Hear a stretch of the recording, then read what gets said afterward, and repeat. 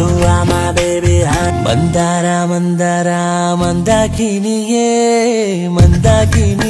Hi hello ಎಲ್ರಿಗೂ ನಮಸ್ಕಾರ. Welcome back to my YouTube channel. ನಾನಿವತ್ತು ದಿನಚರಿ ಎಲ್ಲ ಮುಗಿಸ್ಕೊಂಡು ಹಾಗೆ ದೇವ್ರ ಪೂಜೆ ಮುಗಿಸ್ಕೊಂಡು ಹಾಗೆ ನಾನು ಕಿಚನ್ಗೆ ಹೋದೆ. ಹಾಗೆ ಇವತ್ತು ಸ್ಪೆಷಲ್ ಆಗಿ ನಾನು ಯಮ್ನೂರಪ್ಪ ನೂರ್ಸ್ ಮಾಡೋದ್ರಿಂದ ನಮ್ಮ ಕಡೆ ಇದನ್ನ ಮಾಡೇ ಮಾಡ್ತಾರೆ. ಹಾಗಾಗಿ ನಾನು ಸಹ ಮಾಡ್ತಾ ಇದ್ದೆ. ಹಾಗೆ 2 ಕಪ್ ಅಷ್ಟು ಗೋಧಿ ಹಿಟ್ಟು ಹಾಗೆ 3 ಕಪ್ ಅಷ್ಟು ರವನ ಸೇರಿಸ್ಕೊಂಡು ಎರಡನ್ನ ಮಿಕ್ಸ್ ಮಾಡಿಕೊಂಡು ಅನಂತರ ನಾನು ಕಾಸಿಟ್ಕೊಂಡಿರುವಂಥ ಎಣ್ಣೆನ ಹಾಕೊಳ್ಳೋಣ.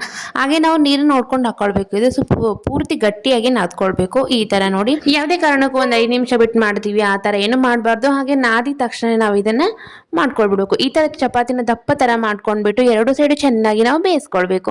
ನೋಡ್ತಾ ಇದರಲ್ಲಿ ಈ ತರ ಬೇಯಿಸ್ಕೊಳ್ಬೇಕು. ಹಾಗೆ ನಾವು ಇದನ್ನ ಬೇಯಿಸ್ಕೊಂಡ ನಂತರ ಪೂರ್ತಿಯಾಗಿ ಚಿಕ್ಕದಾಗಿ ನಾವು ಕಟ್ ಮಾಡ್ಕೊಳ್ಬೇಕು. ಕೈಯಿಂದ ಸಹ ನಾವು ಅದ್ರ ಮುರ್ಕೊಳ್ಬಹುದು.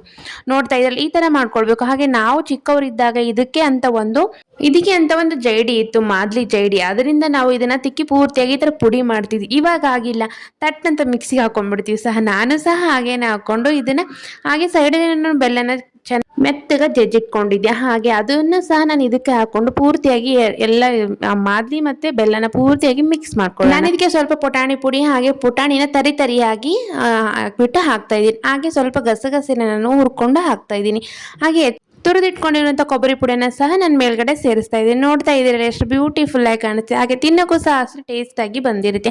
ಹಾಗೆ ನನ್ನ ಪಕ್ಕದಲ್ಲಿ ನಾನು ಇವಾಗ ಒಗ್ಗರಣೆ ರೈಸ್ನ ಮಾಡ್ತಾ ಇದ್ದೀನಿ. ಹಾಗೆ ಒಂದು ಕುಕ್ಕರ್ನ ಇಟ್ಕೊಂಡು 2 ಸ್ಪೂನ್ ಅಷ್ಟು ಆಯಿಲ್ನ ಹಾಕ್ಬಿಟ್ಟು 1 ಸ್ಪೂನ್ ತುಪ್ಪನ ಹಾಕ್ಬಿಟ್ಟು ಹಾಗೆ ಜಜ್ಜಿಟ್ಕೊಂಡಿರುವಂಥ ಬೆಳ್ಳುಳ್ಳಿ ಹಾಗೆ ಕಟ್ ಮಾಡ್ಕೊಂಡಿರುವಂಥ ಈರುಳ್ಳಿ ಹಾಗೆ ಟೊಮೊಟೊ ಬಿರಿಯಾನಿ ಸ್ಪೈಸಸ್ ಹಾಕಿ ಪೂರ್ತಿಯಾಗಿ ಈ ತರ ನಾವು ಲೋ ಫ್ಲೇಮಲ್ಲಿ ಇಟ್ಟು ನಾವು ಇದನ್ನ ಫ್ರೈ ಮಾಡ್ಕೊಳ್ಳೋಣ. ನೋಡ್ತಾ ಇದ್ರಲ್ಲ ಈ ತರ ಫ್ರೈ ಮಾಡ್ಕೊಳ್ಬೇಕು. ಹಾಗೆ ನಾನು ಒಂದು ಮಿಕ್ಸಿ ಜಾರಿಗೆ ಕೊತ್ತಂಬರಿ, ಬೆಳ್ಳುಳ್ಳಿ, ಶುಂಠಿ ಹಾಗೆ ಪುದೀನ 1-2 ಮೆಣಸಿನ್ಕಾಯಿನ ಹಾಕ್ಬಿಟ್ಟು ಪೂರ್ತಿಯಾಗಿ ನಾನು ಇದನ್ನ ಪೇಸ್ಟ್ ಮಾಡ್ಕೊಂಡಿದ್ದೆ. ಅದನ್ನೇ ಸಹ ಇದಕ್ಕೆ ಸೇರಿಸ್ಕೊಳ್ತಾ ಇದ್ದೀನಿ.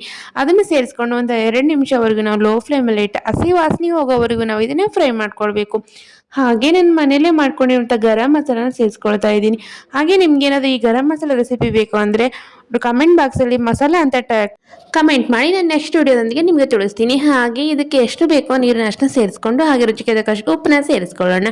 ಹಾಗೆ ಈ ಥರ ಕುದಿ ಬಂದಮೇಲೆ ನಾವು ಅಕ್ಕಿನ ಸೇರಿಸ್ಕೊಂಡು ಅಕ್ಕಿ ಹಾಕಿದ ಮೇಲೆ ನಾವು ಅದಕ್ಕೂ ಸಹ ಒಂದು ಕುದಿ ಬಂದಮೇಲೆ ನಾವು ಲಿಡ್ ಕ್ಲೋಸ್ ಮಾಡಿ 2 ವಿಸಿಲ್ ಬಂದರೆ ಸಾಕು. ಇದಕ್ಕೆ ಒಗ್ಗರಣೆ ರೈಸ್ ಅನ್ಬೋದು, ಇಲ್ಲ ಬಗಾಖಾನ ಅನ್ನೋದು ಅನ್ಬೋದು. ಹಾಗೆ ನನ್ನ ಪಕ್ಕದಲ್ಲಿ ದೇವ್ರಿಗೆ ಅಂತ ಎಲ್ಲದು ಮಾಡಿಟ್ಕೊಂಡಿರುವಂಥ ಅಡುಗೆನ ಇಟ್ಬಿಟ್ಟು ಹಾಗೆ ನಾನು ಪೂಜೆ ಎಲ್ಲ ಮುಗಿಸ್ಬಿಟ್ಟು ನೋಡ್ತಾ ಇದ್ರಲ್ಲಿ ನಮ್ಮ ಪಾಪುಗೆ ದೇವ್ರ ಮೇಲೆ ಎಷ್ಟು ಭಕ್ತಿ ಇದೆ. ನಾನು ಈ ಥರ ಮಾಡ್ತೀನಿ.